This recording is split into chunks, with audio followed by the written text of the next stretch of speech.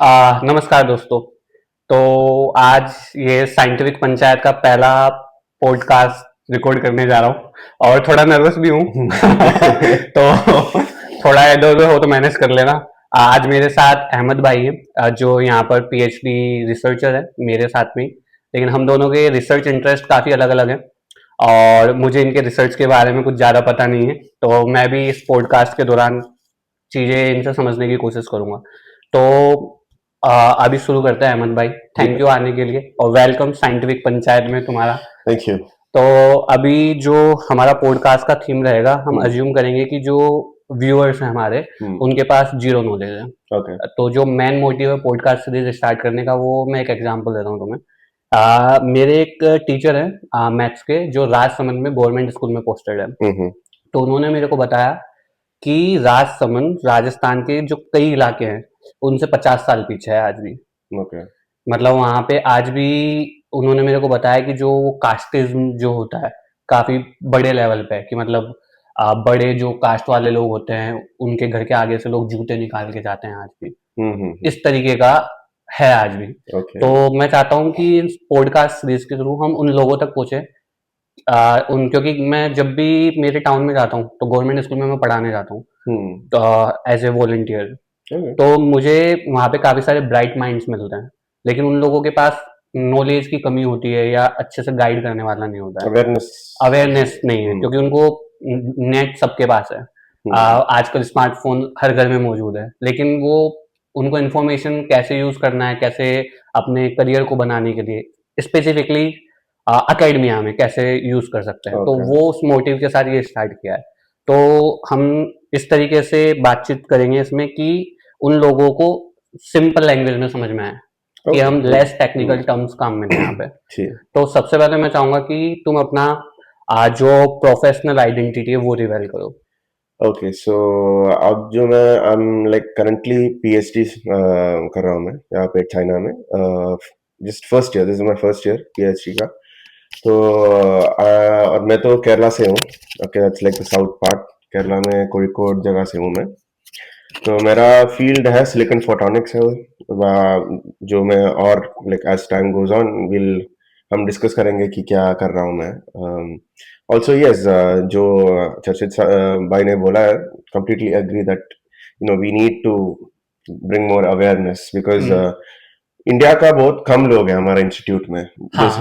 When you look at the like number are really लोग, like Pakistan से बहुत लोग हैं, and from the African countries there are a lot of people also.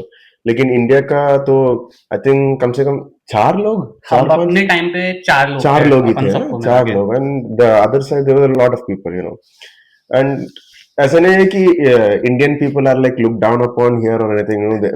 They Chinese people actually like Indian people. Like उनका हमारा वो गाना है ना मोहम्मद का, या आंखें खुली हो या बंद, बहुत फेमस है, बहुत फेमस है। जितनी बार भी किसी भी चाइनीज, हाँ, कोई भी गाता रहता है वही किसी भी चाइनीज से मिले ना और बोले कि हाँ भाई मैं तो एक दंगल मूवी बहुत फेमस है यहाँ पे। हाँ, वो आमिर खान का बहुत फेमस है। मैं जब भी मिलता हूँ ना, दंगल, पीके, दो मूवीज के बारे में मुझे सुनने को मिलता है यहाँ पे। शाहरुख खान से भी फेमस है हाँ, आमिर खान ज्यादा फेमस है, बहुत फेमस है यहाँ पे। स्टार्ट करेंगे इस पॉडकास्ट को 4 सेक्शन में। पहला जो हम सेगमेंट रखेंगे कि आपने अपना ये जर्नी कैसे स्टार्ट किया, कि bachelors, then you move to masters, फिर मास्टर्स से यहाँ पीएचडी के लिए आए। तो उसमें जो प्रोसेस, जो जर्नी रही, उसको बताओ आप भाई।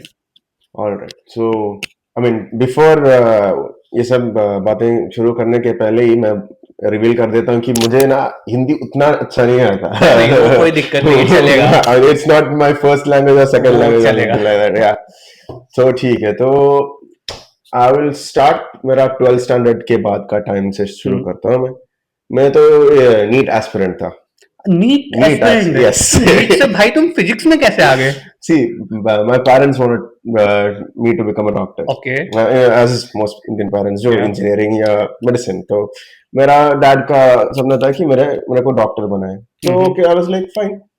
इतना सालों से पाला है मेरे को, तो like I can give like a year or two trying for it.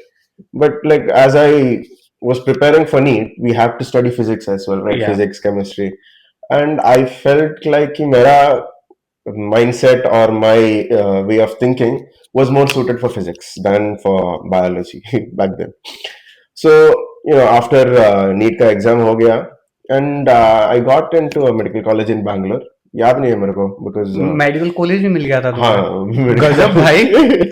but then I felt like इतना सारा पैसा देके why learn something that I'm not interested in. तो मेडिकल कॉलेज जब नीट के थ्रू मिलता है उसमें फिर भी फीस देनी Oh, होती है क्या? yeah. मुझे लगा कि जो बच्चे वो- नीट क्वालिफाई करके जाते हैं तो उन्हें सब्सिडाइज हाँ subsidized ही है. Okay Like normal, see, let me explain this. There are government colleges and then Mhm. there are private colleges, Mhm. right? So government college mein, the only way for you to get in through is through NEET. Yeah. Right. And or jab we go to the private colleges, right? There is NEET allotted seats, and then there are like NRI seats also, which are allotted through NEET itself, right? Okay Now the seats that are NRI seats, those are way expensive because Okay. those are for like rich Yeah. NRI Yeah. people, right? So then those seats that are non NRI also, something 10 lakhs या 11 lakhs पड़ता है उसका भी without per year. हाँ per year, yeah, per यार year. काफी महंगा है मेडिकल इंडिया में करना। इंडिया में तो मेडिकल तो बिजनेस है भाई, मेडिकल सीट्स अभी समझ में आ रहा है मुझे कि अधिकतर बच्चे जो नीट क्वालिफाई नहीं कर पाते या करने के बावजूद भी यूक्रेन या अदर कंट्रीज क्यों Exactly. प्रीफर करते हैं, Exactly. Kazakhstan it's very cheap. कि यार India में if you want to do MBBS and you get like a private seat through NEET, okay, not like you're paying for the seat, through NEET also if you get कम से कम तो 50 lakhs, around 50 lakhs 5 or years। more for the whole thing, yeah. Oh But in that but if you go outside, बाहर जाएगा, India के बाहर जाएंगे हाँ। तो 15 lakhs 20 lakhs में पूरा हो जाएगा आपका. हाँ Yes. यार काफी It's very cheap. cheap। It's very cheap. Only drawback is that when you come back to India, you have to write an exam and then you have to intern in a hospital that they'll provide for you for 2 years without pay. Without pay. Private colleges they might give you, but Okay। it depends on the hospital that you're working in, right? Government तो पूछो ही मत, मिलेगा ही नहीं most of the okay time. तो right? भाई अभी जो तुमने बताया उससे बात हम्म। करके मेरे पास 2 क्वेश्चन है। Okay. तो जब तुम 12th में थे हम्म. तो तुम्हारे पास पीसीएमबी कॉम्बिनेशन होगा। हाँ PCMB है, Okay। Biomaths. ठीक है तो दोनों कैसे मैनेज किए 12th के एग्जाम के टाइम कि भाई तुम फिजिक्स अभी पढ़ रहे हो, बायो भी पढ़ रहे हो, मैथ्स भी कभी I took maths because I liked math because physics तो मेरे को already पसंद था, तो you know it's a supported mathematics and Okay। physics together, इस you know. पॉइंट पे बाद में आएंगे फिजिक्स के इंटरेस्ट पे। जो Okay। सेकंड क्वेश्चन मेरे दिमाग में आया, Okay. तुम्हें ऐसा क्यों लगता है कि यार इंडिया में क्या रीजन है जिसकी वजह से मेडिकल की जो स्टडी है Hmm. वो इतनी एक्सपेंसिव है? If you when you ask me कि medicine, I mean medical courses इतना expensive क्यों है? They want to make money, man. Okay, उनके लिए it's तो a business है. Clear business. Clear business. Education has become a business in India. Yeah, I'm Like exactly sure. Like it's so expensive nowadays. Like, हाँ। everywhere in the world also it's become मैं- expensive, but India more than anything, you know. लेकिन मुझे Germany की एक चीज बहुत अच्छी लगती है इस जगह, वहां से बच्चा जब से पैदा होता है मरने तक फ्री में पढ़ सकता है। हो गया. हाँ मैं ना कोई सही। फीस नहीं दिया जर्मनी में भाई, Wow. बस Okay. मुझे मेरा जर्मनी जाना सिर्फ पड़ेगा अभी. सिर्फ मुझे मेरा एक्सपेंस निकालने के लिए जो हम्म। खर्चा था वो ही करना था। तो मैं पार्ट टाइम कर रहा होता था और शुरू में तुम्हें ब्लॉक अमाउंट देना होता है कि वो इसलिए लेते हैं कि भाई तुम वहाँ पे बेरोजगारी ना बढ़ाओ। Okay. तो तुम्हारे पास 1 साल का वो होता है, वो तकरीबन 10,000 यूरोज थे तब मैं 2021 में जर्मनी गया था। अभी शायद 12,000 या 13,000 यूरोज के अराउंड है। तो मुझे जर्मनी की ये चीज बहुत अच्छी लगी। सेम चीज चाइना में भी एजुकेशन बहुत महंगा है। Beijing में तो like especially in Beijing. We are in Beijing by the way. In case हाँ you don't हम know. बताना भूल गए, सॉरी। Beijing में अभी Beijing लेकिन is शंघाई भी काफी महंगा है। Shanghai, Beijing, these Beijing। are like the main cities of अगर जो चीजें अगर हम कंपेयर करें इंडिया और चाइना के बीच तो हम्म। एजुकेशन तो काफी एक्सपेंसिव है। मतलब इवन अगर हमें स्कॉलरशिप नहीं मिला होता तो हम यहाँ पीएचडी के लिए भी पैसा दे रहे होते 40,000 RMB पर ईयर। Hmm. तो But yeah, that's one of the highlights of being a foreigner in China. You have a scholarship, you know. It's very हाँ। for like Beijing में है तो you like it'll be a bit stress. Like पैसा starting में मिलेगा और month and तक कुछ तो बचा होगा, बस ऐसा होगा सीन. मेरे ख्याल से जो लोग डोम में रहते हैं ना उनके पास सफिशिएंट सेविंग होती है। हाँ। मैं अपार्टमेंट में बाहर रहता हाँ, हूँ तो और मेरे को तो- जितना मिलता है पूरा खर्च हो जाता है। हाँ. मेरा भी बट खर्च हो जाता है। बेटर चीज ये है ना कि चाइना में जो प्रोफेसर है उनको बहुत अच्छे ग्रांट्स मिले हुए हैं, तो उनके पास फंड्स हैं, so they can top up on top of your scholarship to Then support you yeah, if needed, if needed. yeah, they can do that as well. Yeah. So ये एक Hmm. चीज अच्छी है, जर्मनी Hmm. में बहुत rare है कि तुम्हें जो रिसर्चर्स है या वो प्रोफेसर है वो तुम्हें एक्स्ट्रा फंड्स दे, क्योंकि जर्मनी में जो केस है, यहाँ पे पीएचडी एज ए स्टूडेंटशिप है, जर्मनी में ये पूरा का पूरा एम्प्लॉयमेंट कॉन्ट्रैक्ट है। Hmm. Yeah, well, like I had looked into a few colleges in Germany as well. You know, उधर तो ये वही like in the terms and condition it was given that employment contract will हाँ, be. तो हम थे, अब जो नेक्स्ट सेगमेंट है उसमें हम जानना चाहेंगे हमारे ऑडियंस की फिजिक्स में इंटरेस्ट कैसा है। My dad is a physics graduate. Okay Okay, so while I was in middle school, okay, 8, 9, 10th, you know, those times, we were actually living in Dubai, not Dubai, like city far off from Dubai called Fujairah, okay but in United Arab Emirates itself. So हम उधर रह रहे थे, and my dad used to teach me physics because he likes यार teaching you are me. So privileged. Please. I mean, in most cases, yeah, I would say that I am. Alhamdulillah, yeah, I am. But you know, there are people better off also and worse than me as well. So I think of it as I have it. Why not? मतलब मेरे town में research से बहुत कम लोग हैं, Hmm. लोग DRDO में हैं, इसरो में हैं, बट जो हम प्योर साइंसेस की बात करते हैं Uh-huh. तो उसके अवेयरनेस की कमी है, तो अभी लोगों को कन्फ्यूजन ये होता है, जैसे मैं कभी भी टाउन में रहता हूँ, जाता हूँ तो लोग पूछते हैं भाई तू इसरो कब ज्वाइन कर रहा है। अब मैं उनको कैसे समझाऊं मेरा इसरो से कोई लेना देना नहीं है, उनको ऐसा लगता है कि भाई वो जो है गलत फहमी है एक ये, तो सब इतना इंटरस्टेलर की वजह से है हाँ, भाई। क्योंकि मेरा एस्ट्रोफिजिक्स मेजर है, हाँ। मैं ब्लैक होल्स डार्क मैटर पे काम करता हूँ, तो मुझे लगता है कि यार पेपर में आए दिन ऐसा लगता है कि इसरो ये सैटेलाइट छोड़ रहा है, इतने देशों के सैटेलाइट छोड़ रहा है, आज यहाँ मिशन भेज रहा है, तो मेरे को जो लोग मिलते हैं मेरे नोट, भाई तू इसरो कब ज्वाइन कर रहा है, अब मैं उनको कह कह के नासा ज्वाइन करूंगा।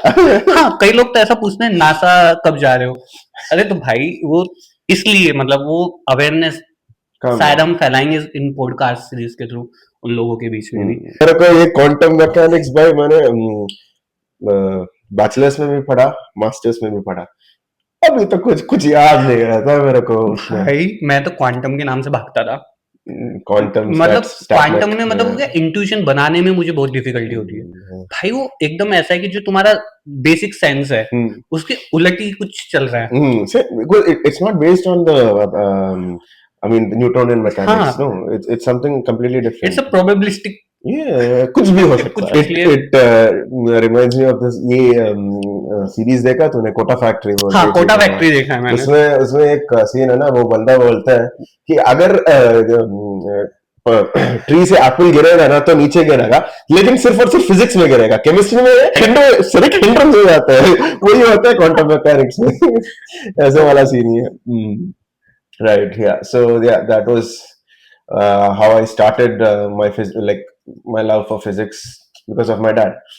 Then मैंने जब entrance classes join किया 11th and 12th में, तो जी नीट का प्रिपरेशन नीट का preparation, yeah. So I moved out of UAE and मैंने केरला गया, Thrissur, which is the quota of Kerala. Thrissur बोलते हैं. Okay. So yeah, there the teachers, physics teachers and chemistry teachers were amazing. Specially मेरा chemistry का sir जो था, विजय sir बोलते हैं तो उनको, he was amazing, right? Okay. Because and it was so I was so fallen in love with chemistry that when I tell people, being a physician you were fallen in love with chemistry. And now when I tell people who studied with me in entrance के time में जब मेरे साथ था, when I tell them कि भाई मैं तो अभी PhD कर रहा हूँ फिजिक्स में, तू फिजिक्स में काम कर रहा है? Bio, chemistry, then physics. No, bio. So everybody knew I hated bio. Okay. Because bio was not something I couldn't get into my head. No, but chemistry, like I used to sit on the first bench, answer questions and stuff. And when I tell them this, then they're like, "तू physics काम कर रहा है? हमने तो सोचा तू chemistry लेके आएगा यार." It was like that. But yeah, because chemistry का जो इनऑर्गेनिक पार्ट था ना, वो पी ब्लॉक्स, डी ब्लॉक, भाई मुझे फिजिकल केमिस्ट्री अच्छी लगती थी। Physical chemistry was good because वो फिजिक्स फिजिक्स था उसमें, उसके अंदर, you know. Organic was good because मेरा जो प्रोफेसर, आई मीन सर था, अभी जो बोला रजू सर ना, वो बहुत अच्छे से लेते थे, एंड या भाई तो कमाल की बात इसी पॉइंट में मैं बताता हूँ, मैंने केमिस्ट्री कभी सीरियसली ली ही नहीं, कभी भी मेरे एंटायर करियर में नाइस। कभी भी केमिस्ट्री मैंने, ऑफेंड होंगे जो लोग केमिस्ट्री में होंगे, सॉरी उसके लिए, हम अपना ओपिनियन, यू नो, हर बंदे का अपना अपना ओपिनियन हाँ, होता है ना। तो मैं केमिस्ट्री पढ़ता भी नहीं था, जितना क्लास में पढ़ाया उसको सिर्फ एक बार घर पे आके देखता है, सिर्फ एग्जाम है भाड़ में जाए देखूंगा मैं, मेरे से भाई बैंकिंग में वो घूमे जा रहा है वो बॉन्ड, मेरे को समझ ही नहीं आ रहा वो ऐसे निकल के भाई कैसे हो रहा है। इसने केमिस्ट्री का छोड़ा, लेकिन केमिस्ट्री इसको नहीं छोड़ा, टेक्निकली या दैट इज द थिंग, या बट लेकिन इंडिया में वो है ना कि आपकी जो लॉजिकल थिंकिंग है, और जो लॉजिकल थिंकिंग है it's based like it's measured on कि तुमने कितने नंबर या कितने मार्क्स स्कोर किए इन पर्टिकुलर सब्जेक्ट। क्योंकि मुझे इंडिया के जो एग्जाम्स है ना, इतना समझ में आया है कि अगर तुम रटने में माहिर हो, if you are really good at memorising, you will get full marks, you will get the full marks. जब मैंने 12th किया तो मुझे इतना आइडिया था नहीं कि इस फील्ड में जाना कैसा है एस्ट्रोफिजिक्स में, क्योंकि मेरे गांव में मेरे फिजिक्स के टीचर को तक नहीं पता था कि एस्ट्रोफिजिक्स क्या है, लेकिन वो फिजिक्स बहुत अच्छा पढ़ाते हैं, आज भी मैं उनके कांटेक्ट में हूँ। वो बहुत अच्छे एक्सप्लेनर है फिजिक्स के, मतलब मेरा जो फिजिक्स में इंटरेस्ट जागा उसके पीछे कहीं ना कहीं उनका भी हाथ है।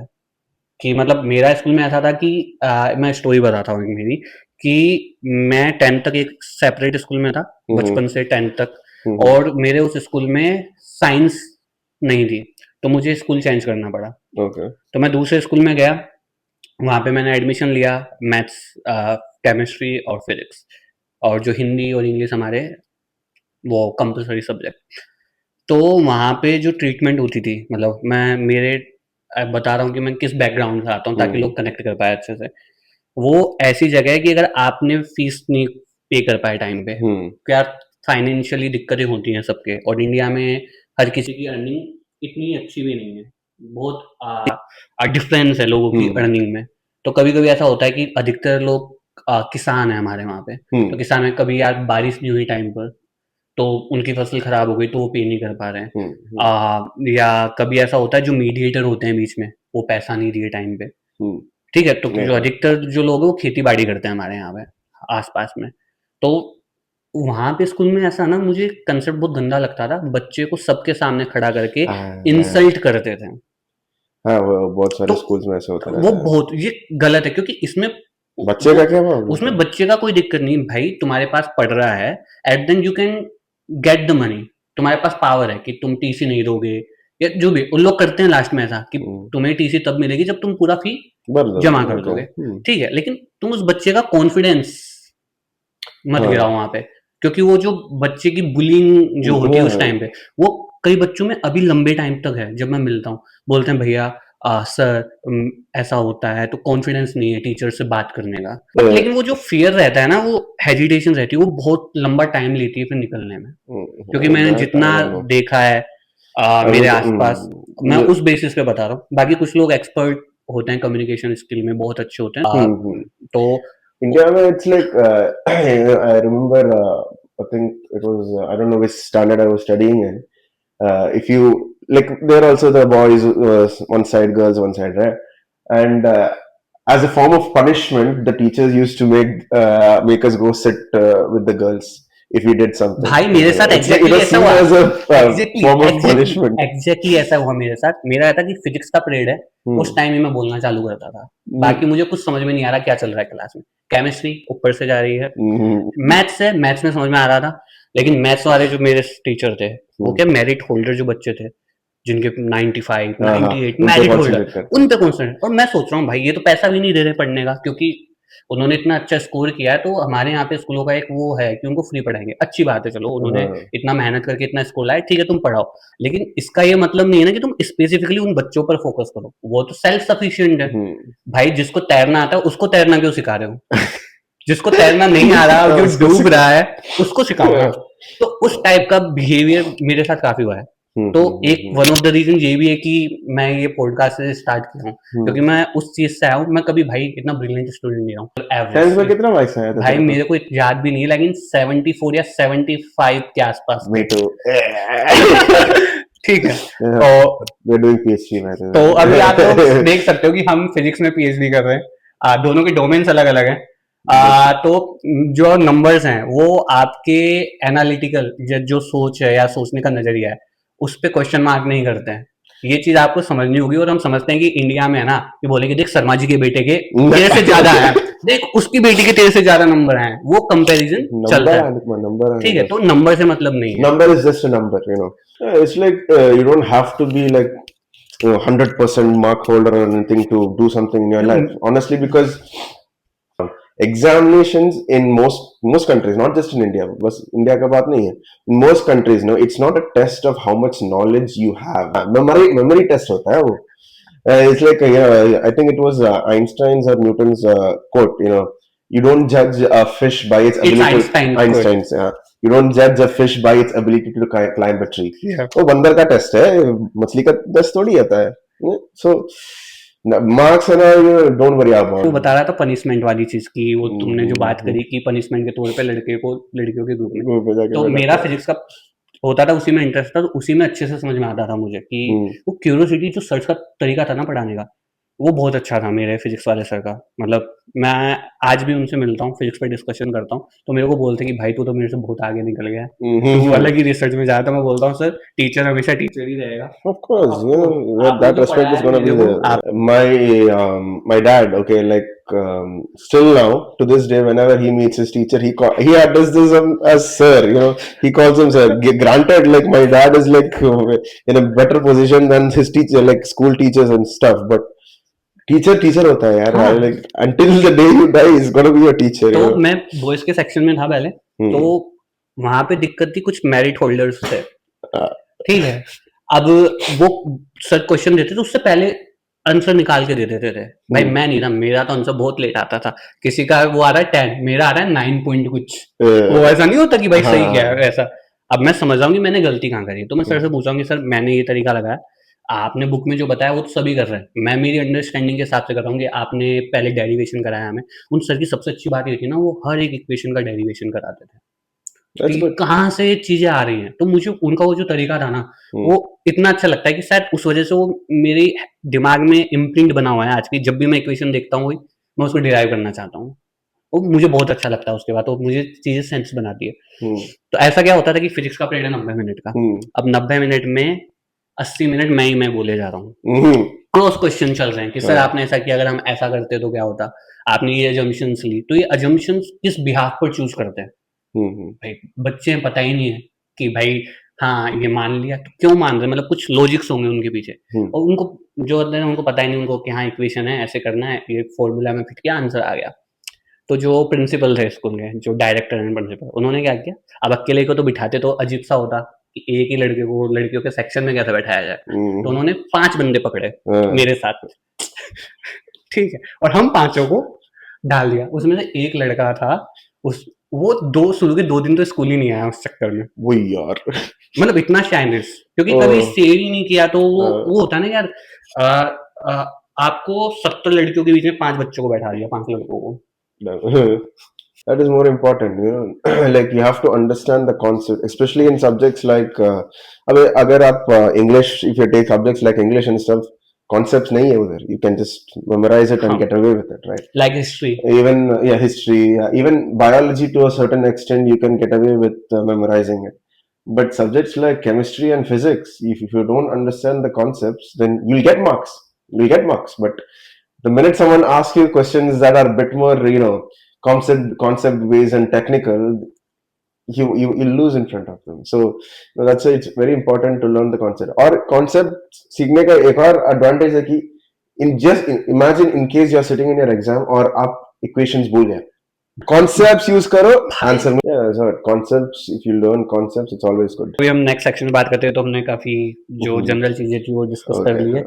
तो अभी तुमने 12th के बाद बैचलर्स किया, हाँ, तो बैचलर्स केरला से किया? ना, बैचलर्स मेरा बैचलर्स किया है कोयम्बतूर से, which is in Tamil Nadu, okay. Bharathiar university, BSc physics, normal BSc physics, hmm. Honours भी नहीं था। हाँ, मेरा ऑनर्स था भाई फिजिक्स में। मेरा तो ऑनर्स नहीं था, like in south part there are not many colleges that has honours, या सो भारतीयार यूनिवर्सिटी से किया था मैंने मेरा BSc physics, because thing is I was in entrance, right, तो एंट्रेंस का रिजल्ट आने में बहुत टाइम हो गया था, it was too late, so तो एडमिशंस इन केरला तो बंद हो गया था उस टाइम से, तो मेरा okay. BSc was done in Coimbatore, हाँ, फिर तुमने मास्टर्स फोटोनिक्स में किया, राइट? फोटोनिक्स, या तो बैचलर्स के दौरान ऐसा क्या इंसिडेंट हुआ कि तुमने डिसाइड किया कि यार चलो मास्टर्स हम फोटोनिक्स में करते हैं? कुछ नहीं, कुछ नहीं, नहीं, just random? Just not, it's not, it wasn't exactly random, क्योंकि मैंने बैचलर्स की एंड में कोरोना आया था, हाँ। लॉकडाउन का सिचुएशन हाँ। था ना, so everybody was under lockdown and stuff, and colleges were starting admissions again, but online classes था, और मेरे को ऐसा था कि मेरे को online classes नहीं चाहिए, because physics is not something you learn online, you need to go to the labs and stuff, right? तो मैंने एक ईयर गैप लिया उधर, ठीक है, बैचलर्स के बाद एक ईयर गैप लिया मैंने, और मैं बस ढूंढ रहा था अच्छे कॉलेजेस के लिए, तो उस 1 ईयर में तुम अपना लिए बेस्ट अपॉर्चुनिटीज या बेस्ट प्लेस ढूंढ रहे थे? I was looking for the best place for me, right? So I was also preparing for JAM and just those exams, for graduate, MSc or plus PhD admissions के लिए। yes, exactly. So then I was looking through government colleges, तो हो गया था JAM and just में, तो then I started going through the private colleges, तो मणिपाल आया था मेरा under my radar, so I looked through them and they had like MSc physics, MSc photonics, MSc nanoscience. Okay. तो मैंने सोचा ओके नैनो साइंस में तो बहुत सारा ऑर्गेनिक केमिस्ट्री होगा, तो बट मेरे को था कि मेरे को केमिस्ट्री, मेरा इनऑर्गेनिक केमिस्ट्री उतना ताकत, like it was not that strong, right? मेरा तो जनरल केमिस्ट्री वीक था। So I was like okay fine, physics and photonics के लिए मैं एडमिशन में अप्लाई किया मैंने, तो पहला खोला था फिजिक्स का, फोटोनिक्स का रिजल्ट आया था पहले, तो I made it, cleared it. In their first list of announcement. Yeah, I got it, and so I joined photonics के लिए. But at the same time, physics का भी open था, because at that time I was not sure कि कहाँ जाऊँ. तो तुमने डिसाइड कैसे किया कि फिजिक्स लूँ कि फोटोनिक्स में जाऊँ? क्योंकि कई बार ऐसे लाइव चॉइसेस देती है तो हम कंफ्यूज होते हैं कि हम क्या। I know, because I had the exact same problem. Physics का रिजल्ट आया और I got admission for physics as well, and I was completely lost. कि मेरे पास जो है दो अच्छे ऑप्शंस है, फोटोनिक्स का और फिजिक्स का. So I went and asked someone who knew better than me, my professors, like I was there for like 2 weeks only, so professors के साथ उतना अच्छा रिलेशनशिप हुआ नहीं अभी तक, it was not that time yet, because it takes time. So I went to one of my professors who later became my guide as well for my masters, because so he was your master thesis supervisor. Master thesis supervisor as well, yeah. So I went to him. Uska naam hai Asif Ali Bangapur. Okay. Professor, yeah. So I went to him and I told him, sir, I have a problem. So he was like, he was working on something. So he was like, just put his laptop aside. He was like, sit. It's really nice of him. Yeah, when people do that, I feel so good. लगता है कि हाँ, सुन रहा है हमें कोई. So then he was like, okay, sit down. And I sat down and he told me what happened. So I told him, so sir, I've been here for like 2 weeks now, and I got admission in physics as well. So I'm not sure where to go, what to do. क्या decide करूँ अभी मैं? So then he was like, obviously, like normally he would say don't leave, because in my department you aren't, right? Don't leave to another department, because MSc physics was in department of physics, and photonics and nanoscience it was in a department called Department of Atomic and Molecular Physics. Okay. Right, which is now renamed as Manipal Institute of Applied Physics right now. Yeah. So he was like, so he asked me, have you seen the syllabus of both? No, so because you need to know what you'll be studying, right? So मैंने photonics का तो obviously देखा था, और physics का तो मैंने through some friends I got hold of the syllabus as well. And the first year looked the same in both, and the second year onwards, the difference where you choose a major courses and you choose a major, right? And so I checked the syllabus and everything, and it looked like to me that MSc Physics was a lot more broad range.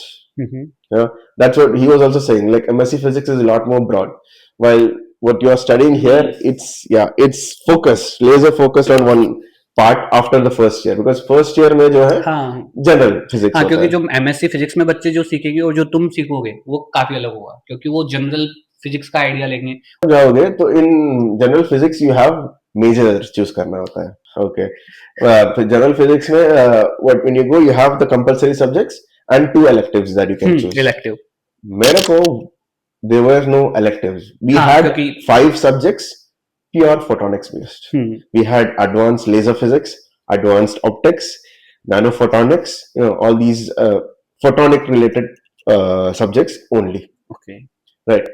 So that was one advantage that I had over the MSc Physics people. That is, so he was telling me all this. These are the things that you have, right? I won't tell. He said, I won't tell you which to choose. That is something you have to do for yourself. It's a good practice. Yeah, it's a good practice as well. Yeah. So then I was like, then I thought, like, after talking to him, I think we talked for like an hour or something.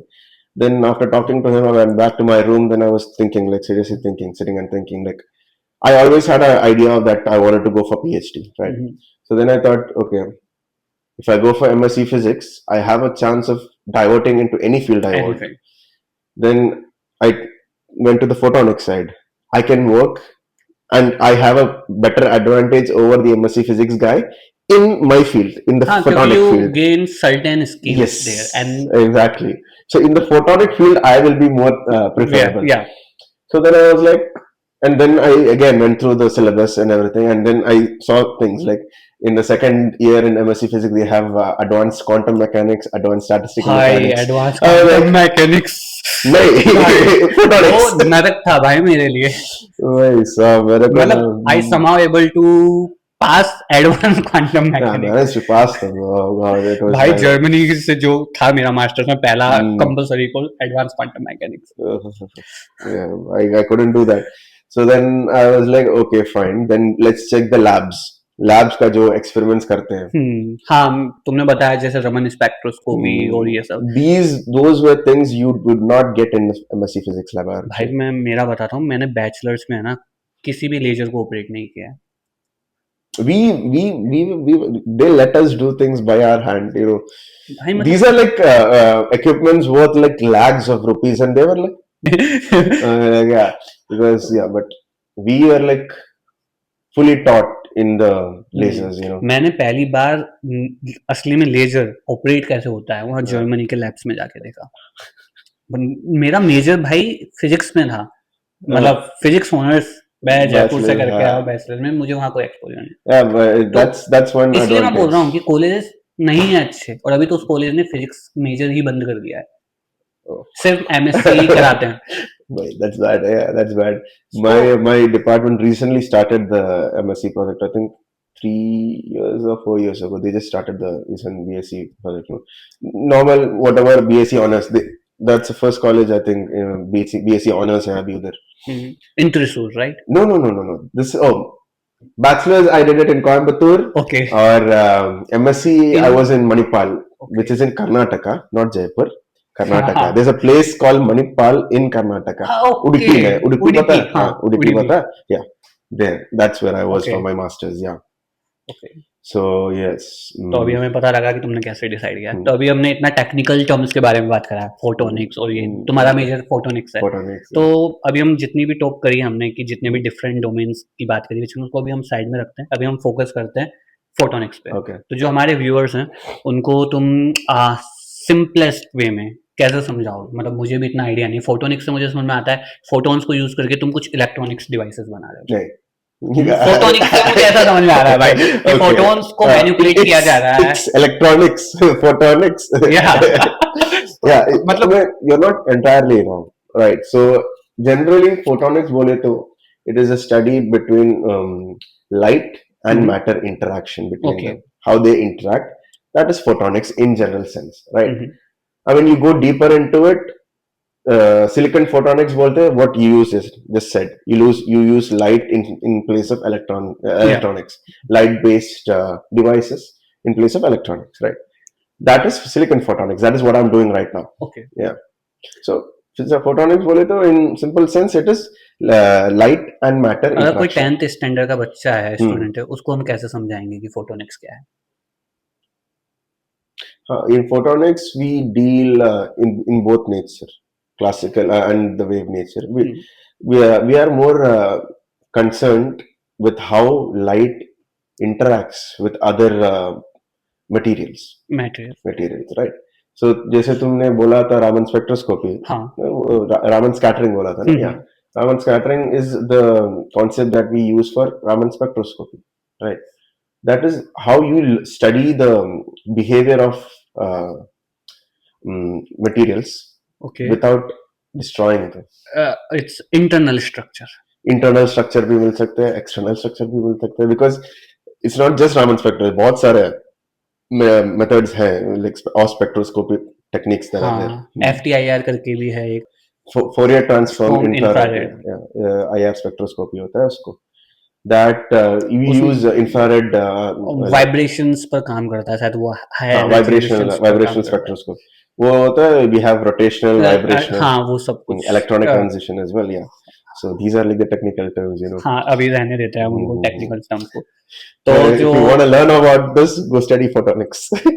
नहीं वो मैं मतलब उस sense में जान रहा हूँ कि अभी जिन हम्म। बच्चों ने अभी 10th का एग्जाम दिया, जिनका रिजल्ट आ गया है, हम्म, अभी उन्होंने अभी अभी काफी गूगल की वजह से, इंटरनेट एक्सेस की वजह से नॉलेज है हाँ, yeah, कि मतलब compare to last 10 years. yeah, I would say so, yeah. तो वही है कि उनको एक प्रॉपर गाइडेंस देना है कि भाई फोटोनिक्स में जैसा तुमने बताया कि लाइट का इंटरेक्शन देख रहे हैं मैटर के साथ में, Hmm. तो इससे बेनिफिट क्या होगा, हम कर क्यों रहे हैं? We can understand a lot of things by that, because for example, I will talk about one of the experiments that my department was doing at the time I was there. I don't have all the information क्योंकि research चल रहा है ना, हाँ. तो yeah, they were studying cancer cells. Cancer cells. Yes. Okay. And the thing with things like Raman spectroscopy, you know, it does not harm the organ. Sorry, it does not harm the specimen.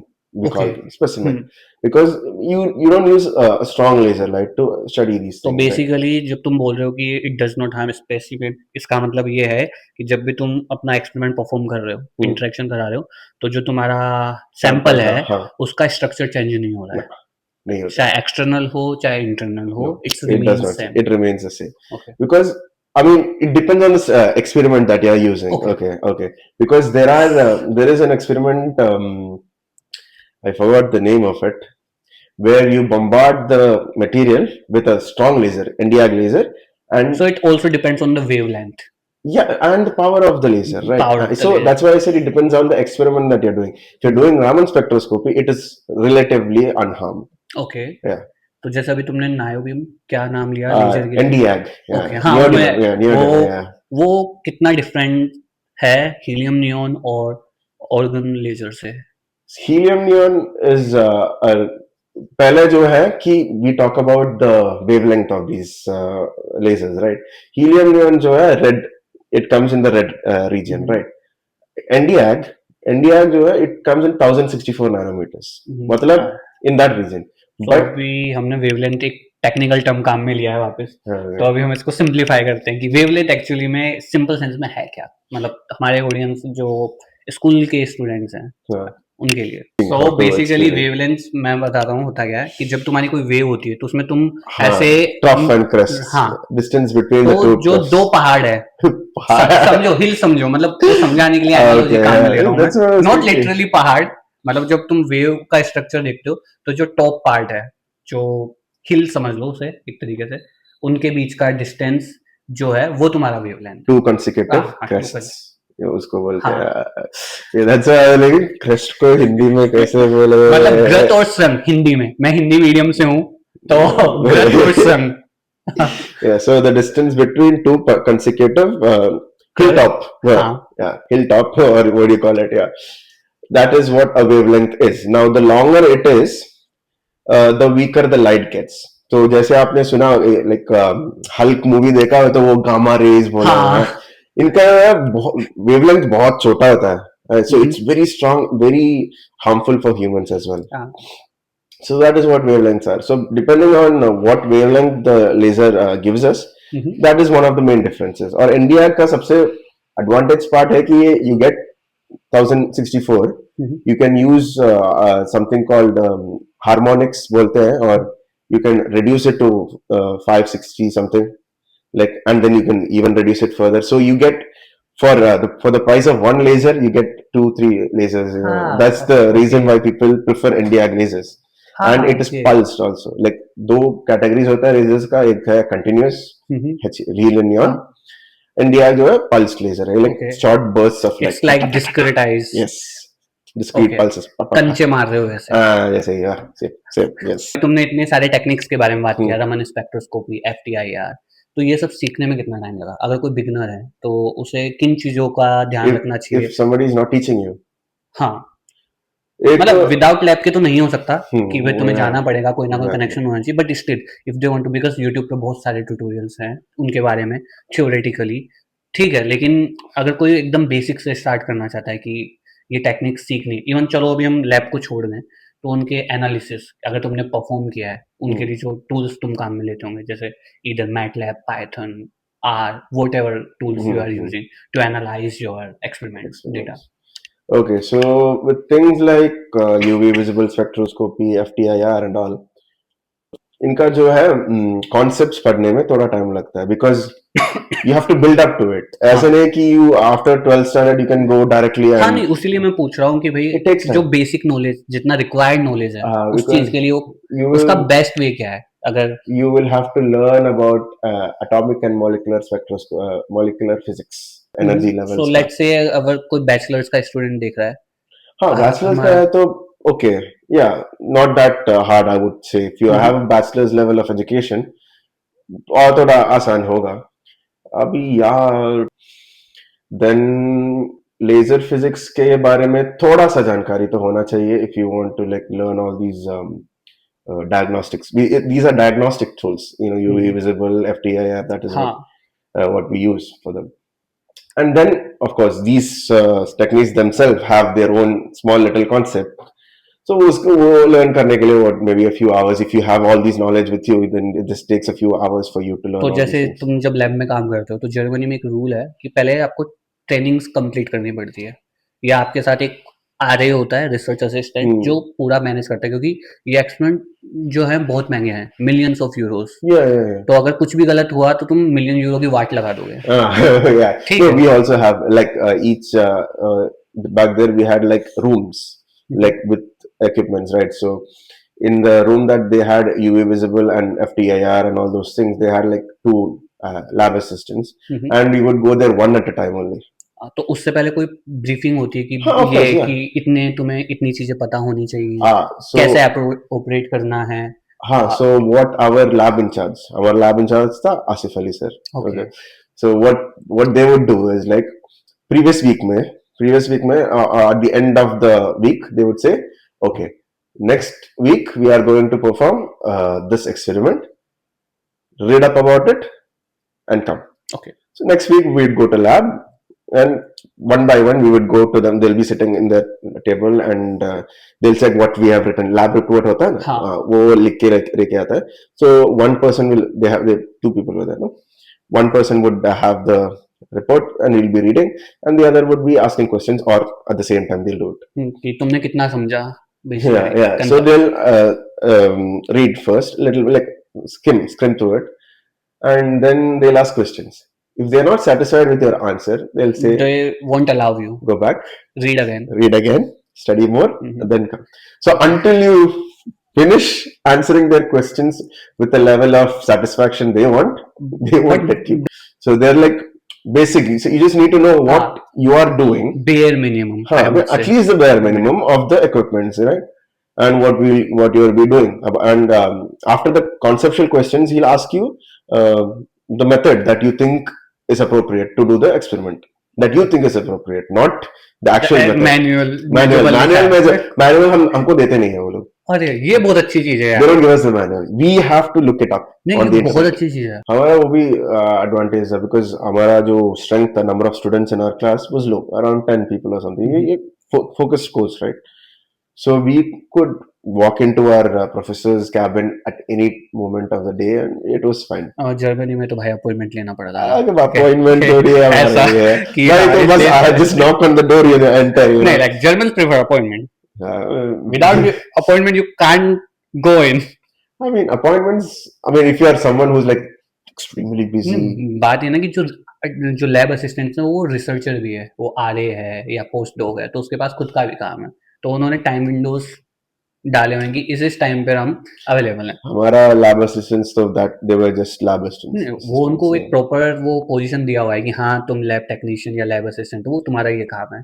और Germany में ऐसा नहीं है कि जो जैसे मान लो तुम प्रोफेसर हो, तुम्हारे ग्रुप में पीएचडी है, पोस्ट डॉग है, तो वहां पर है कि अल्टरनेटिव सेमेस्टर में कोई ना कोई उसको लेगा अपने ऊपर, अपनी रेस्पॉन्सिबिलिटी लेगा और जो मास्टर्स स्टूडेंट्स हैं उनको प्रिपेयर कराएगा उस चीज के लिए।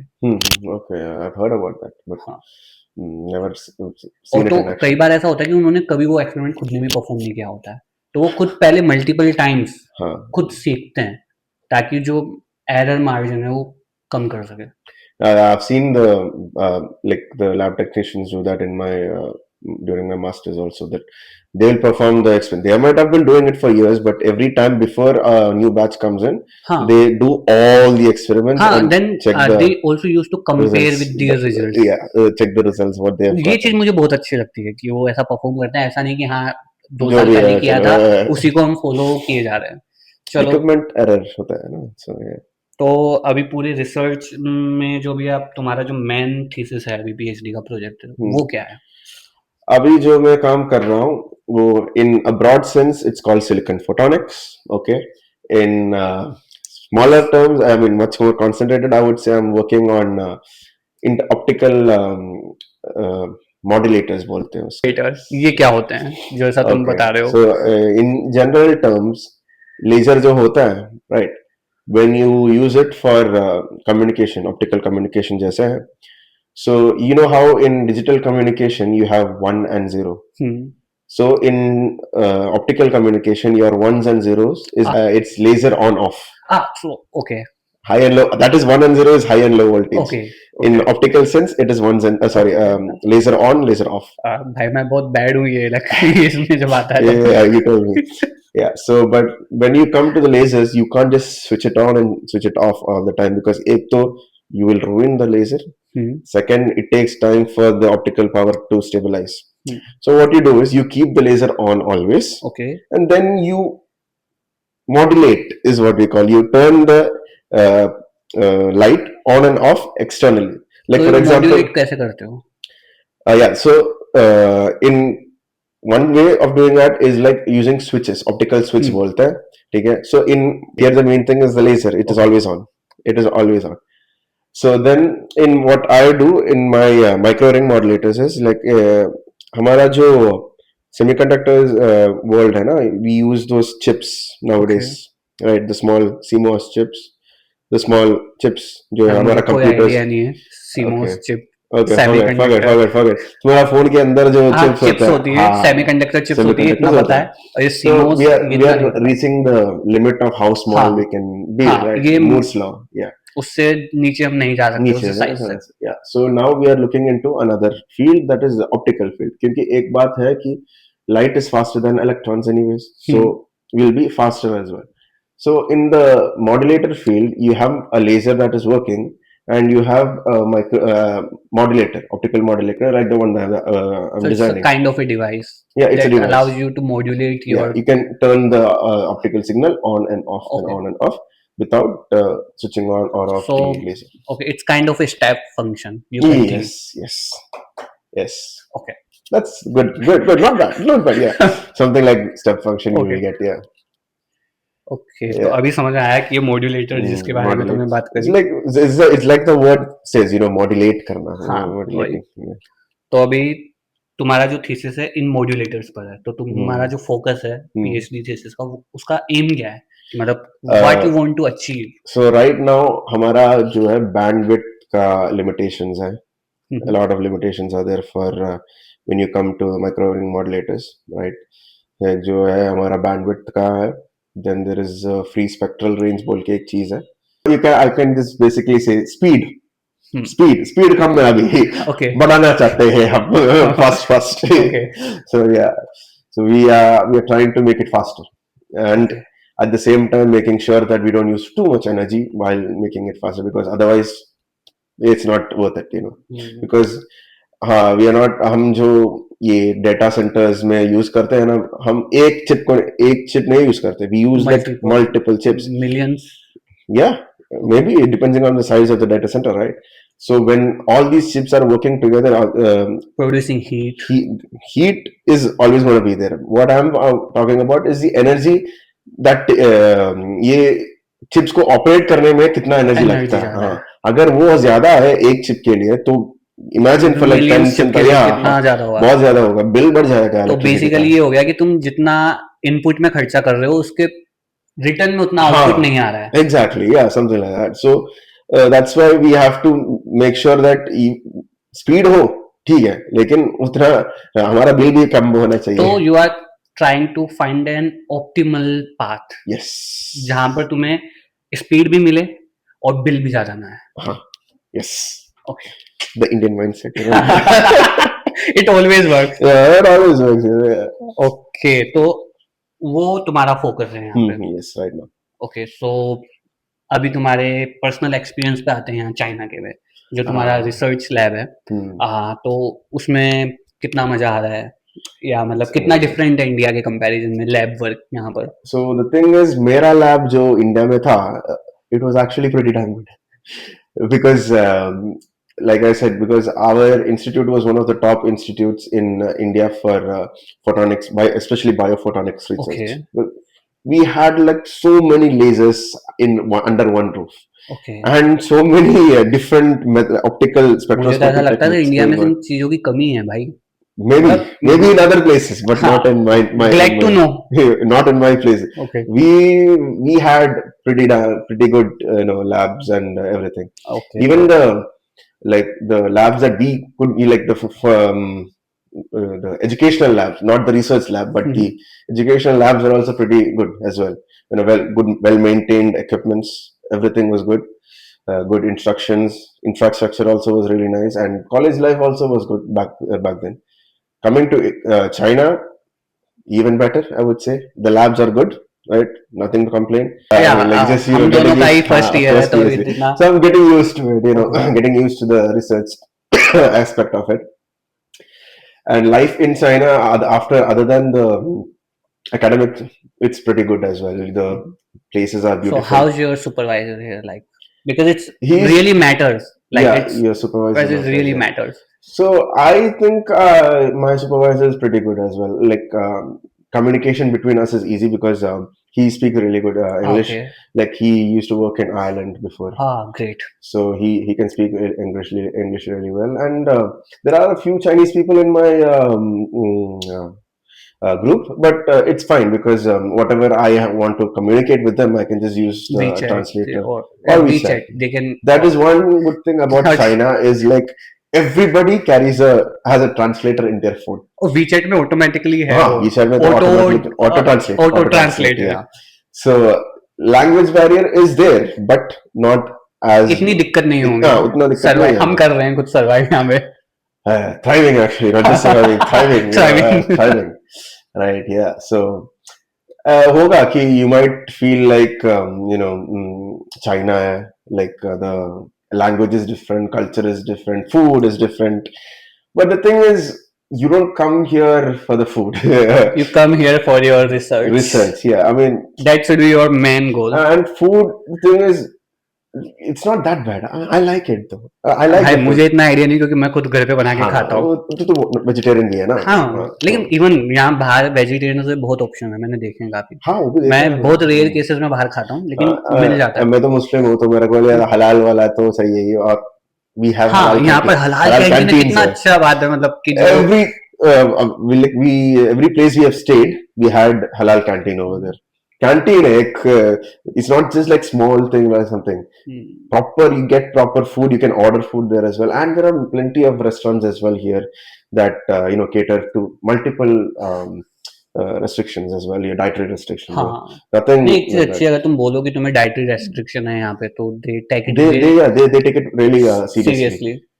तो अभी हम आते हैं एंड की तरफ इस Yeah, पॉडकास्ट के। अभी मैं चाहूंगा कि तुम नेक्स्ट 10 years में जो तुम्हारा फील्ड है फोटोनिक्स का, इसको कहाँ देखते हो, कितना इम्प्रूवमेंट्स तुम स्पीड में कर सकते हो, जैसा तुमने बताया कि जो अचीव करना चाहते हैं हाँ. तुम लोग, वो ऑप्टिमल वे कि तुम्हें एनर्जी कम देना पड़े और बिल भी कम आए तुम्हारा, जो तुमने बताया, और तुम्हें गेन भी अच्छा मिले उसमें।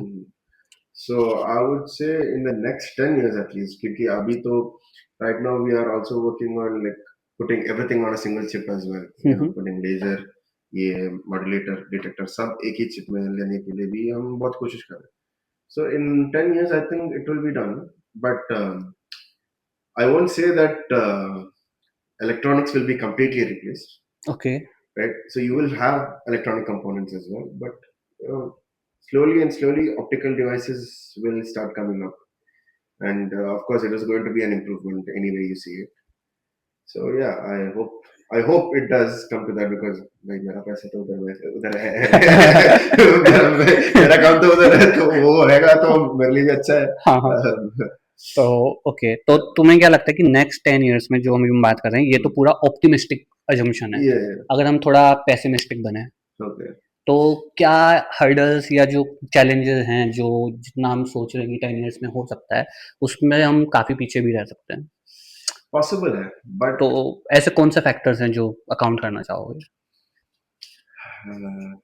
that is a really hard question for me as well. Yeah, so the thing is here, the challenges right now that we are facing, right? It limits us in many ways in the photonic world, because उतने सारे नए materials are not coming up, not fast enough. You know, we need new materials. That is one of my focuses as well.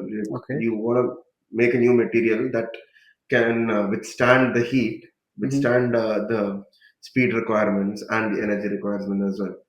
लेकिन you know, it's hard. आसान नहीं है. Research is not easy. So you know, if it does not work out for me, at least that was, I guess. Then you know that's the one way which is not going to work. Yeah, So which you is will not look going- for another. another ways. Yes. Okay. But for my career, that would be a bad thing, because But like in research, like my supervisor always said, result नहीं आना भी results हैं.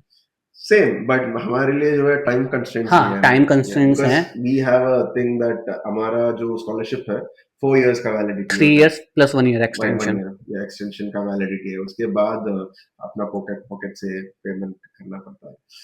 So yeah, that is one thing that I'm a bit concerned about, but not really, because अभी हम शुरू तो में शुरू ही जो किया है तो ठीक है. शुरू ही किया है, अभी तो है टाइम, देखते हैं कैसे चलता है. Okay. Now I'll keep you guys updated. Okay, we'll also record another podcast when we are at finishing at the end, when we are finishing our PhD. Conclusion. हाँ, तो अभी एक रास्ते कभी ऐसा लगा है कि यार रिसर्च में अब नहीं हो रहा है मेरे से, मैं बहुत ज्यादा फ्रस्ट्रेटेड हूँ, अभी भरा पड़ा हूँ, क्योंकि रिसर्च में काफी ऐसा होता है कि यार you are sitting long hours on a chair, like 10 hours, 12 hours. Sometimes you are giving up on your meals, your gym, whatever your routine, क्योंकि तुम्हारा दिमाग इतना ऑक्यूपाई हो जाता है, यार ये मेरा प्रोजेक्ट है और मैं रिजल्ट्स लाना चाहता हूँ. You are doing your best, ठीक है, लेकिन ऐसा होता है कि रिसर्च ऑलवेज लाइक जैसे स्पीड ब्रेकर्स नहीं होते कि स्पीड ज्यादा आ रही है तो उसको स्लो डाउन करती है, लेकिन उस पॉइंट पे खुद को कैसे संभालते हो, क्योंकि वो फेज मुझे लगता है कि काफी टफ होता है, और जबकि स्पेसिफिकली तुम अपनी फैमिली से दूर हो, और जो तुम्हारे दोस्त हैं, मतलब यहाँ ठीक है कलीग्स हैं नो डाउट, बट जो दोस्त है उनसे भी दूर हो, तो कैसे मैनेज करते हो? See, so one thing that I would definitely ask everybody, not just जो research में है, ऑफिस जॉब कर रहे हो और या जो भी कर रहे हो, you are studying also, never work yourself to a point of burnout. क्योंकि अगर once you burn out, you go into a spiral. आप useless बन जाते हैं. हाँ, उसके self बाद doubt आने लगता है. Self doubt आता है. You lose your motivation, and the time it takes for you to bring yourself back up from that is a long time. Right. So what I always do is, हफ्ते में 4 दिन है जो हमारा working days होता है यहाँ पे. 4 5 है ना? Wednesday. Monday से Friday. Monday से Friday. हाँ. Okay. 5 days, yeah. 5 days working days, right? Saturday, Sunday तो यहाँ चाइना में off है. हाँ. Everybody. Those 5 But days. being a researcher, you never Yeah, get off on even that's on true. weekends. That's true. But this is what I am trying to practice. 5 days you work properly, and keep time limits for yourself, because office, like you have office times 9 to 5 or something. Yeah, it's like 6 that. or 7 hours. Yeah, but stick to it. Stick to the time frame that you have set for yourself. After that, you relax. You do what you want to relax, especially on the weekends. If you are someone who likes to go out. पैसा नहीं है, ठीक है, बस देखने जाओ, घूमो. और आई थिंक कि एनसो का स्कॉलरशिप इतना मिल रहा है कि it's it's more than sufficient, even if sufficient for you. जब तक कि Easily. तुम बाहर ना रह रहे हो अपार्टमेंट लेकर. Yeah. ठीक है. If you're बट स्टिल मैं मेरा ऑफ स्क्रीन टाइम है, मैं जिम जाता हूँ, तो वो मेरा एक टाइम है जो मैं स्क्रीन से दूर रहता हूँ. मैं कंप्लीटली डिटैच रहता हूँ मेरे रिसर्च से, तो मैं उसको कंटिन्यू रखता हूँ. इट डजेंट मैटर कि मैं दिन में 4 घंटे काम करूँ, 6 घंटे काम करूँ. हाँ, लेकिन मेरा जो सुपरवाइजर है उसने मेरे को बहुत अच्छी चीज बोली, अभी मैं लास्ट वीक मिला था. Sir, it doesn't matter if you are working 18 hours, 24 hours, even the things only matter the effectiveness, कि तुम कितना इफेक्टिवली काम करो. तुम्हें लगेगा तुमने 10 घंटे काम किया लेकिन फिर भी तुम सेटिस्फाई नहीं हो, तो सेटिस्फेक्शन का रीजन ये है कि तुम इतना इफेक्टिवली काम नहीं कर रहे हो. तो कंसंट्रेशन इंप्रूव करो, और जो चीजें हैं, भला तुम 4 घंटे काम करो, लेकिन वो जो 4 घंटे है ना, वो तुम्हारे That is one thing product. exercises have really helped with. It helps you focus. हाँ. Exercising, Yeah, मैं अभी जिम जाना शुरू किया बहुत दिन से. I wake up, मेरा रूटीन होता है कि around 5 o'clock I'll wake up in the morning. मैं भी अभी कोशिश कर रहा हूँ, लेकिन 5 तो नहीं, 5:30 तक उठ जाता हूँ. मैं तो हो जाता है, मेरा तो आदत हो गया. हाँ. I have to pray, right? So I हाँ. wake up, I pray, then I go to the gym, come back, I make my shake or whatever, breakfast जो खा के काम में जाता हूँ. Then around 5:30 I come back. No matter what, I'll come back 5:30. तो ये चीज अच्छी बोली कि जो तुम 5:30 आ जाते हो. तो वैसे मेरा सुबह बोल रहा था, चर्ची just try to detach from your work. Leave it, done. लेकिन You're not मेरे done with दिमाग your से वो work जाता ही also. नहीं. वो मैं इवन सोने भी जाता हूँ ना, तो कभी कभी नींद नहीं आती मेरे को, इसलिए मैंने ये क्वेश्चन पूछा कि क्योंकि मैं एकदम ऐसा पुश कर रहा हूँ कि Practice. हाँ, तो इसलिए मैंने अभी कोशिश की कि मैं at 10 मैं सो जाऊँ. I sleep. वो कि I'm just trying. You have to protect yourself. हाँ, तो मेरे को वो चीज बोली कि चर्चे एट द एंड तुम्हारा मेंटल स्टेट ठीक रहना चाहिए, तो तुम अच्छे से परफॉर्म कर पाओगे. तो अकेडमी में कोई बात नहीं करता है यार इस चीज की. मैंने देखा है लोग एकदम लगे पड़े हैं सुबह से शाम तक. वो कोलू का बेल नहीं होता. हाँ, वो कोलू का बेल नहीं होता जो सारे दिन काम करे जा रहा है, वो वैसे काम करे जा रहे हैं. वो भूल गए कि हम भी ह्यूमन है, और ह्यूमंस आर नॉट मेड कि तुम एक जगह बैठो और घंटे भर काम करो. नहीं बता रहे. तो मैं इसलिए मैंने पूछा कि जब वो जो सिचुएशन, क्योंकि मैं गुजरा हूँ, क्योंकि मेरे भी अभी इतने, मैं फर्स्ट पेपर की तरफ हूँ अभी, लेकिन still there are some hurdles. मैं ट्राई कर रहा हूँ, नहीं आ रहा है. तो मैंने इसलिए क्वेश्चन किया क्योंकि मैं ही अकेला नहीं हूँ कि जिसके साथ ऐसा हो रहा होगा. बहुत सारे लोग हैं जिनका काम स्लो होगा अकेडमिया में, लेकिन वो बात नहीं कर पा रहे होंगे, क्योंकि ऐसा होता है कि never reach that breaking point. That's my advice. Never reach that breaking point. Okay, so how to avoid that? भाई तुम you have yourself one or two hobbies that takes you away from what you're doing, from your research. Gym, definitely prefer if it is something that you can do off sit or like something physical that you can do, because इतने घंटे तो तुम बैठ ही रहे. You need, your body needs that. Yeah, like playing some sports. Sports are a really good thing because एक तो, और China में तो दिक्कत ही नहीं है, क्रिकेट खेलो मचक के. बहुत पाकिस्तानी है, इंडियंस मिल जाएंगे. इंडिया पाकिस्तान का मैच होता है यहाँ पे. Because sports एक और advantage है कि it's a social event and you talk to people also. It's not like तुम पूरा you're within your four walls. No, you get out, you have to go out, and do things like that. And of course, I mean, especially in a place like Beijing, there's a lot of activities that happen. हाँ, Beijing में यार हर चीज का event होता है. हाँ, तो English event मैंने जैसे बताया, आर्चरी इवेंट होता है यहाँ पे भाई, लेकिन it's quite expensive. You are paying 120 yuan per hour. It's expensive. मेरा सुपरवाइजर ने बताया मेरे को, क्योंकि मैं चाहता था कि वो कंसंट्रेशन और फोकस के लिए काफी अच्छी एक प्रैक्टिस है, तो मैं चाह रहा था कि मैं ज्वाइन करूं, लेकिन यार it's expensive. So, especially for you. था, लेकिन ऐसी डिफरेंट एक्टिविटीज, जैसे मैं जिम जाता हूँ वो मैं नहीं छोड़ता हूँ। मैं जब ब्रेक लेना है, मैं खाना बनाया खाया अपना, तो उसमें भी मेरा ऑफ टाइम है, बस बैकग्राउंड में म्यूजिक चल रहे हैं, That is also, yeah. गाने चल रहे हैं, खाना बन रहा है। हाँ, वो it's kind of therapeutic, you know, खाना बनाना होता है तो like that's one thing that you learn when you leave your family, you know, cooking. अभी हम आते हैं लास्ट सेगमेंट पे, रैपिड फायर। हाँ, okay. तो इसमें मैं 2 ऑप्शंस दूंगा, Okay. हाँ, और उसमें से बताना है कि तुम्हें किस में ज्यादा एंजॉय आता है, हाँ. कि क्या तुम ज्यादा प्रेफर करते हो। Okay. तो है थ्योरी या experiment? Experiment. Why? 1 line. I'm more suited for experiment because I like working with my hands. Okay. About silicon या lithium niobate? silicon, obviously. And photonics in 1 word? light. Nice one. Coffee या चाय during research break? Neither, water. Okay. I drink chai and coffee. It's not I hate them or something, but water, I like water more. I prefer tea, but now I'm trying to giving up on tea. Yeah, it becomes very addictive, you know. That's why I never started it in the first place. Yeah, Okay, so night owl or morning person? morning person. Right Nowadays. Nowadays, Okay. morning person. I used to be a night owl, but it was affecting my health. So morning. तो एक research की सबसे अच्छी चीज और एक सबसे बुरी चीज जो तुम्हें लगती है? See, अच्छी चीज, not the knowledge that you gain from it. बुरी चीज है लिटरेचर रिव्यू। आई थिंक हम सब मैक्सिमम लोगों का यही होगा। Because it takes a lot of time, you know, because then you have to go through papers, and there are points, Sometimes you get frustrated with yeah, it. and then there are some papers जो it's not well written also, हाँ, and, poorly written. poorly written, and by the time you finish reading, you finish reading it, you're like you gain nothing from that paper, something like that. So it's very frustrating. It's a very frustrating point in research literature review. Okay, so honestly भाई बात करके काफी मजा आया, मेरे को काफी पता लगा तुम्हारे बारे में, मतलब हम साथ में हैं यहाँ पे, बट लेकिन इतना I don't think we've talked this long before, इतना देर तक क्लासेस और वो सब में कभी टाइम मिला ही नहीं है, और उसके बाद मैं भी मेरे प्रोफेसर की तरह इधर उधर निकल जाता हूँ। मैं भी उसी के कदमों पे चल रहा हूँ पीछे पीछे की, तो वैसा है, लेकिन बात करके काफी मजा आया। मुझे भी फोटोनिक्स के जो मिसकंसेप्शन थे थोड़े बहुत तो पता लगे, आई होप कि जो ऑडियंस है हमारी उसको भी थोड़ा समझ आया होगा। Hopefully.